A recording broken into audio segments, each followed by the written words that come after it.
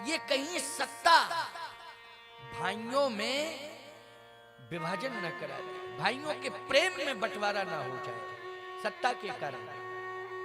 और ये बात सत्य है कि संपत्ति के कारण ही भाइयों में बंटवारा होता है कि नहीं? ये प्रेम, जो प्रेम में दूरियां आती हैं, ये किसके कारण आती हैं? संपत्ति के कारण। वर्तमान में भी यही हालात हैं। आज सगे भाइयों में सबसे ज्यादा विरोध खड़ा हुआ है तो वो प्रॉपर्टी के कारण हुआ है। और प्रॉपर्टी पता नहीं इतना प्रभावित कर देती है कि प्यारे, इस प्रॉपर्टी के कारण कभी कभी तो ऐसी घटना घट जाती है कि प्राण भी गंवाने पड़ते हैं। गोली चल जाती है, एक भाई दूसरे भाई को मार देता है। क्यों भाई? कई जगह हुआ है ऐसा। प्राण भी ले लेती है ये प्रॉपर्टी, संपत्ति। ये संपत्ति के प्रति इतना आकर्षण समाज का हो रहा है। लेकिन आज रामचरितमानस की कथा क्यों सुननी चाहिए? घर घर में रामायण क्यों होनी चाहिए? इसलिए कि रामायण का पाठ आप तो आज सुन रहे हैं, ये ऐसे अवसर बार बार नहीं मिलते हैं। जब लाखों रुपए की व्यवस्था आप करेंगे तब ये आयोजन हो पाएगा। लेकिन एक सरल उपाय है कि आप घर में रामायण रखिए और 5 मिनट जरूर पढ़िए। और केवल रामायण की चौपाइयां, छंद, सोरठा, दोहाई नहीं, आप उसका अर्थ भी पढ़िए। जो अर्थ लिखा है नीचे उसको भी पढ़िए। रामचरितमानस आपको हमेशा प्रेम की प्रेरणा देगा। रामचरितमानस आपको बुराइयों से दूर रखेगा। ये रामचरितमानस, ये रामायण आपको सोचने के लिए विवश करेगा। ये ग्रंथ आपको मजबूर करेगा कि आप संपत्ति से आकर्षित ना हो, आप भाइयों के प्रेम पर आकर्षित हो। भाइयों भाइयों के प्रेम में प्रबलता होनी चाहिए। संपत्ति को दूर रखो। ये संपत्ति आएगी चली जाएगी, लेकिन मिले न जगत सहोदर भ्राता। संपत्ति चली जाएगी तो आ भी जाएगी, लेकिन भाई अगर चला गया तो सहोदर तो नहीं आएगा। आएगा क्या? नहीं आएगा। याद रखना, उस समय आप भाई के विरोध में होते हो जब आप पूर्ण वयस्क होते हो। जब बचपन होता है तब भाइयों में विरोध नहीं होता है। होता है क्या? नहीं होता है। जब आप वयस्क हो जाते हैं तब भाइयों में विरोध होता है। उस समय माता पिता बूढ़े हो जाते हैं। बोलो, हो जाते हैं कि नहीं हो जाते हैं? तो ईमानदारी से बताओ, अगर सहोदर इस घटनाक्रम में चला गया तो दोबारा मिलेगा क्या? सहोदर तो नहीं मिलेगा, समय निकल गया। भगवान राम भी इस बात को कहते हैं, मिले न जगत सहोदर भ्राता। और सत्य तो यह है भैया कि इतना प्रेम है, इतना प्रेम है कि भगवान श्री राम ने भोजन का त्याग कर दिया कि जब तक भरत नहीं आ जाएगा तब तक हम राज्य को तो स्वीकार करेंगे ही नहीं, और भरत नहीं आ जाएगा तब तक मैं अन्न जल ग्रहण नहीं करूंगा। तो क्या भगवान राम की इच्छा है कि भरत आ जाए? और भगवान राम की अगर इच्छा ये हो जाती कि भरत आ जाए तो भगवान श्री राम बन तब जाते जब भरत आ जाता, तब बन जाते। लेकिन भगवान राम तो पहले ही चले गए बन। भरत जी नहीं आ पाए, पहले ही बन चले गए अयोध्या छोड़। भगवान राम का तात्पर्य यह है कहने का कि मैं समाज में यह संदेश देना चाहता हूं कि भाइयों भाइयों में ऐसा प्रेम होना चाहिए कि हम प्रेम को प्रधान रूप से स्वीकार करें। हम वस्तु को प्राथमिकता ना दें, हम प्रेम को प्राथमिकता दें। अगर भाइयों भाइयों में अंदर विरोध की दीवार खड़ी हो गई तो मकान के अंदर जो कंक्रीट से, सीमेंट से दीवार बनती है, उस दीवार को ढहाया जा सकता है।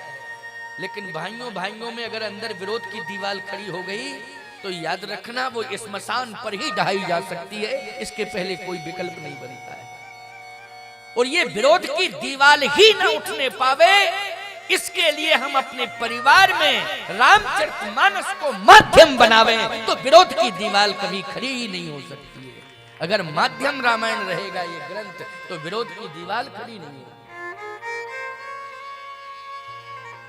याद रखना, महाराणा प्रताप और शक्ति सिंह दोनों भाई थे। दोनों में दूरियां हो गई थी और संपत्ति के कारण दूरियां हुई थी। महाराणा प्रताप को संपत्ति से कोई प्रेम नहीं था, वो तो सिद्धांतवादी थे। शक्ति सिंह को भ्रमित किया गया था, लेकिन जब देखा कि महाराणा प्रताप संकट में फंसे हुए हैं तो गोस्वामी तुलसीदास जी महाराज को चिंता हुई कि शक्ति सिंह भ्रमित है, सत्संग का अभाव है। और आज महाराणा प्रताप और शक्ति सिंह दोनों के मध्य जो विरोध की दीवार खड़ी है, उस विरोध की दीवार को ढहाने में तुलसीदास जी ने कहा रामचरितमानस ही सक्षम है। और याद रखना, गोस्वामी तुलसीदास जी महाराज ने शक्ति सिंह को भरत चरित्र सुनाया था, खोजा था उन्हें, कहां रहता है शक्ति सिंह। तुलसीदास जी खोजते खोजते पहुंचे हैं कि मैं एक बार शक्ति सिंह से मिलूंगा और प्रयास करूंगा कि इसे रामायण सुनाऊं। और रामचरितमानस में भरत चरित्र सुनाया। शक्ति सिंह घंटों रोया था और अंत में उसे पश्चाताप हुआ, उसने प्रायश्चित किया, अपनी भूल को स्वीकार किया। और मरने के पहले, महाराणा प्रताप के मृत्यु के पहले शक्ति सिंह का प्रेम हुआ था महाराणा प्रताप से, इतिहास साक्षी है। ये प्रेम कराने में किसी इंसान का हाथ नहीं था, केवल रामचरितमानस का प्रयोग था प्यारे, वो प्रेम हुआ है। आज सबसे बड़ी कमी ये आती जा रही है, घर में रामायण तो है रखी है लेकिन कोई पढ़ता नहीं है, पढ़ने की फुर्सत नहीं। रामायण तो रखी है लेकिन पढ़ने की फुर्सत नहीं। कुछ घरों में तो मैंने ये कंडीशन देखी है कि रामायण के ऊपर धूल आ गई है, धूल आ गई है, रामायण के ऊपर धूल आ गई है। कि सुनी हुई बात नहीं बता रहा, आंख से मैंने देखा। जब जाता हूं और देखता हूं कि रामायण रखी है, दिखाई दे रही है। कहां रखी है? बोले एक ऊंचाई वाला स्थान है, उस पर रामायण रखी है, जहां बच्चे तो पहुंच ही नहीं सकते, छोटे, और बड़ा व्यक्ति पहुंच सकता तो उठा नहीं पा रहा, फुर्सत नहीं उसे, धूल जम गई है, धूल आ गई, रामायण पढ़ने की फुर्सत नहीं। अच्छा, पेपर मिल जाए लोगों को, पेपर अखबार, तो मैं आपको क्या बताऊं, कितना ही बिजी आदमी क्यों ना हो लेकिन पेपर पढ़ने के लिए समय निकालेगा। और ऐसा नहीं पढ़ेगा, ऐसा पढ़ेगा कि पेपर को पूरा चाट लेगा, इसमें कुछ बचेगा, पूरा पेपर पढ़ेगा। अच्छा एक बात बताओ, पेपर के पढ़ने से तुम्हें मिला क्या? पेपर के पढ़ने से तुम्हें देश दुनिया का समाचार पढ़ने को मिला, देश दुनिया का समाचार। और उसमें भी ऐसी खबरें आपने पढ़ी हैं कि प्रसन्नता वाली तो कम खबरें थी, ज्यादातर आपको ऐसी खबरें पढ़ने को मिली कि जिन खबरों को पढ़ करके आप उदास हो गए, आप दुखी हो गए, आप उलझन में आ गए, टेंशन में आ गए आप। तो बोलो पेपर ने पढ़ा, आपने पेपर दिया क्या? टेंशन। बोलो भाई पेपर ने क्या दिया आपको? टेंशन दिया, ये पक्की बात है, टेंशन मिला आपको। कभी भी व्यक्ति पेपर पढ़ने के बाद मुस्कुराता नहीं है, आप अंदाज करना, कल से ही अंदाज करना। कोई व्यक्ति पेपर पढ़ रहा हो और आप पहुंच जाएं तो मुस्कुराएगा नहीं, वो आप पहुंच गए, पेपर पढ़ रहा है, और फिर पेपर पढ़ने के बाद रखेगा। और बताओ क्या हाल है? क्यों लंबी सांस लेगा? क्यों? यही स्थिति होती है कि नहीं होती? आप देख लेना, कल से ही अनुभव करना। अब वो बात अलग है कि हमारी बात याद रहे तो भले ही जबरदस्ती मुस्कुराने लगे, अरे क्या हाल है, क्योंकि हमारी बात याद आ जाए कि महाराज ने कहा उदास रहता तो हम भाई हाथ नहीं है जबरदस्त, बहुत से लोग जबरदस्ती हंसते हैं नहीं, जबरदस्ती हंसते हैं बहुत से लोग। जबरदस्ती की हंसी टेंशन बढ़ाती है। बोलो, सहज प्रसन्नता होनी चाहिए, प्रसन्न सहज वृत्ति प्रसन्नता की। पेपर ने क्या दिया है? और सुनो, पेपर पढ़ने के बाद आपने खरीदा 10 रुपए का और बेचा है रद्दी में। गया किसमें? वो रद्दी में गया। बोलो गया, उसका नाम ही रद्दी हो जाता है। उसका दूसरा नाम है, पहला नाम है पेपर। क्यों भाई? पहला नाम क्या है? जब खरीदते हो पेपर लाओ 10 रुपया की कीमत, और फिर रद्दी है रखाओ। कहां? बोले रद्दी जहां पड़ी वहां रखाओ। भेजा रद्दी में आपने, खरीदा 10 में और कौड़ियों में उसकी कीमत रद्दी में जाती है। जाती है कि नहीं जाती? क्यों?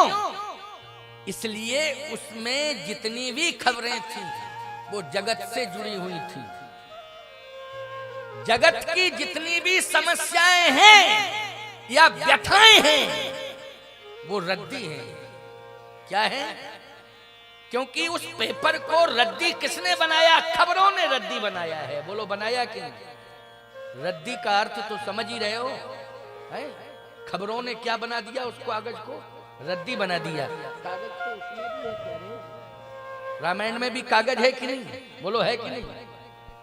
लेकिन इसमें जगत की खबरें नहीं। इस कागज में जितनी भी खबरें हैं वो सब जगदीश से संबंधित हैं।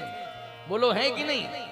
कागज ये भी है, जितनी भी खबरें हैं, जो भी चरित्र है, बोलो वो जगदीश से जुड़ा हुआ है कि नहीं, संबंधित है कि नहीं। और इसी कागज पर संसार की खबर छप जाए तो क्या होगा? रद्दी। और यदि रामायण की चौपाइयां लिख दी जाएं तो क्या होगा? ग्रंथ। बोलो होगा ग्रंथ कि नहीं? क्या होगा? ग्रंथ। और सुन लीजिए मेरी बात को, अगर इस पर निछावर लिखी है 151 रुपए, 151 रुपए निछावर लिखी है, तो जिस सन में आपने इस ग्रंथ को लिया है 151 निछावर लिखी है, लेकिन जब आप लेने गए तो 151 रुपया देकर के आप ले आए, और जब आप घर में लाए तो आपने इसकी आरती की, अगरबत्ती जलाई, आरती की, स्तुति की, पुष्प चढ़ाए, माला चढ़ाई, बोलो, और माथे से लगाया। बोलो लगाया कि नहीं लगाया? क्यों लगाया? इसकी कीमत बढ़ती चली गई। पैसा देने के बाद इसकी कीमत बढ़ी, और पेपर की कीमत पैसा देने के बाद घटी। बोलो घटी कि नहीं? और रामायण जिस दिन से घर में आई है ग्रंथ, दिनों दिन श्रद्धा बढ़ी। बोलो बढ़ी कि नहीं बढ़ी? रामायण के प्रति श्रद्धा बढ़ी और पेपर के प्रति श्रद्धा घटी। श्रद्धा